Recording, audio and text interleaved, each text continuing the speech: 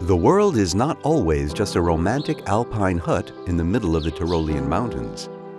It is, unfortunately, also full of obstacles, and its paths are often complex.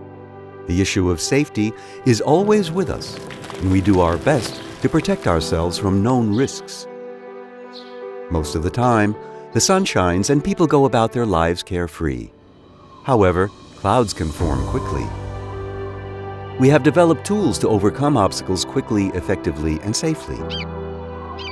Most of you have probably heard of it. It's called an airplane. An airplane has a fuselage.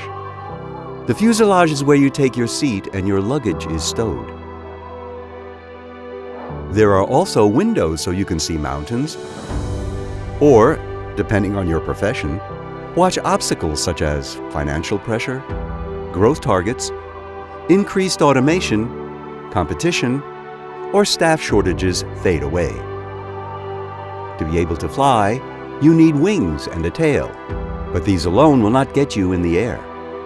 Nothing works without large and reliable engines.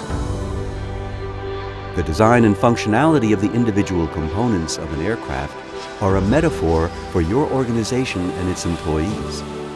And eventually, someone has to decide where the journey goes. The wings help carry the weight of the aircraft.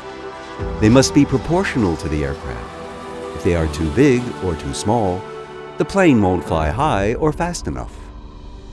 The wings of your organization are the selection, education, and training of your employees. But the wings alone will not get the plane off the ground.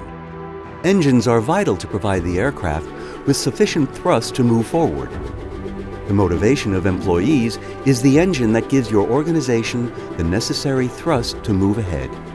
An engine is extremely reliable as long as it's taken care of. And even if there are issues with one engine, there is at least a second one to generate sufficient thrust to keep the plane in the air. In the tanks, there is fuel. There has to be a sufficient amount.